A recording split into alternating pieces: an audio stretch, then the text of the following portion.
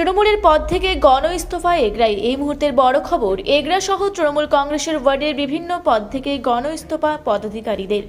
এগরা পৌরসভা চেয়ারম্যানকে গ্রেপ্তার পর উত্তাল এগরা শহর। চেয়ারম্যান স্বপন কুমার নায়ককে গ্রেপ্তার পর সোমবার বিকেলে এগরা শহর জুড়ে স্বপন কুমার নায়কের সমর্থনে প্রতিবাদ মিছিল করে এগরা নাগরিক সমাজ। মঙ্গলবার সাংবাদিক বৈঠক করে এগরা নাগরিকদের আন্দোলনকে সমর্থন জানিয়ে গণ ইস্তফা দিল এগরা সহ তৃণমূল কংগ্রেসের পদাধিকারীরা।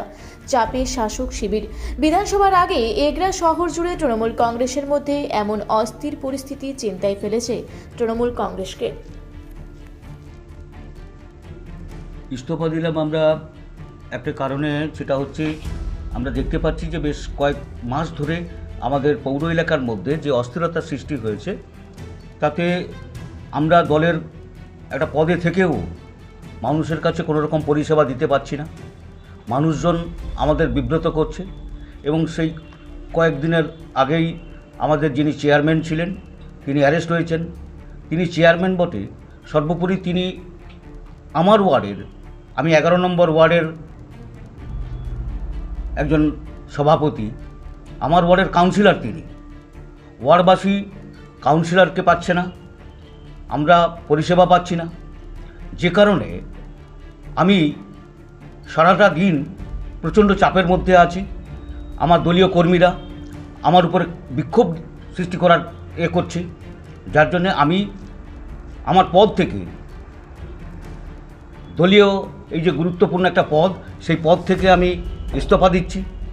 কিন্তু আমি আগামী দিনে দলের একজন সক্রিয় কর্মী হিসেবে কাজ করব, এইটুকু বলে রাখলাম। আরও আপনারা দেখতে পাবেন গণহারে পদত্যাগপত্র আসবে।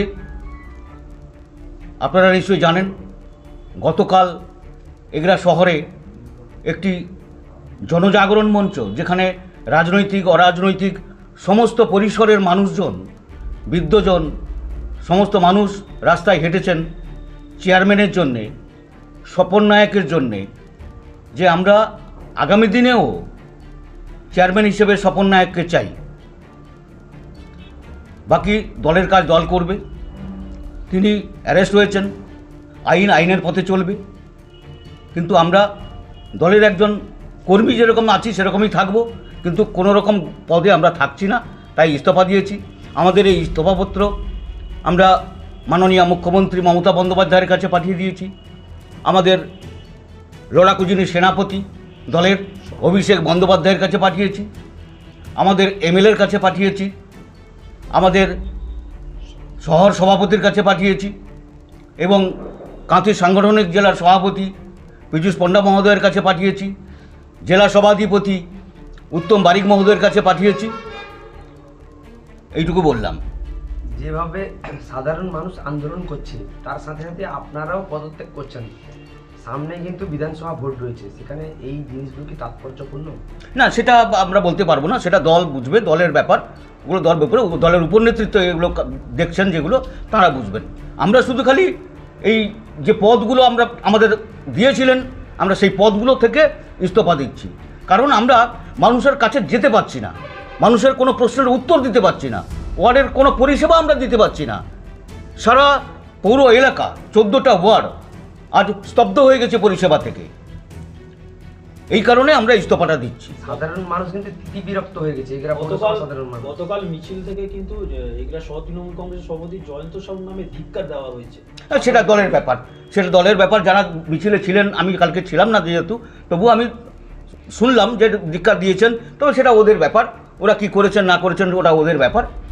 দাদা, দলের অভ্যন্তরে একটা ক্ষোভ জাগছে, যে এই কারণ এইটা কেন হচ্ছে, এই সমস্যাটা কেন তৈরি হচ্ছে? না দেখুন, দলের অভ্যন্তরে সব দলেরই আছে ক্ষোভ বিক্ষোভ, সব দলেরই আছে, সেগুলো নিয়ে আমরা অতটা বেশি এতে যাচ্ছি না। আমরা শুধু খালি আমাদের ব্যাপারটা, যে আমরা এই পদগুলো থেকে ইস্তফা দিচ্ছি, আগামী দিনে যাতে অন্য কেউ আসবে তারা দেখবে কি ব্যাপার। প্রেস মিট আমাদের ব্যবস্থা, আমি প্রথম থেকে বলি, আমি 4 নম্বর ওয়ার্ডের চেয়ারম্যান করেছেন, কী করেছেন আমি জানি না, ওয়ার্ডবাসীও জানে না। ওয়ার্ডবাসী শুধু খবর কাগজ আর টিভির চ্যানেল থেকে দেখে বলছে আপনি চেয়ারম্যান হলেন, আমাদের পরিষেবাটা পাচ্ছি না কেন, 2-3 মাস আমরা পরিষেবা পাচ্ছি না কেন? আমরা চেয়ারম্যান তো কে করেছে আমি ও জানি না, ওয়ার্ডের আমি বাসিন্দার ঠিকই, কিন্তু আমি কে চেয়ারম্যান করেছে, কে কি করেছে আমিও জানি না, চেয়ারম্যান আমি।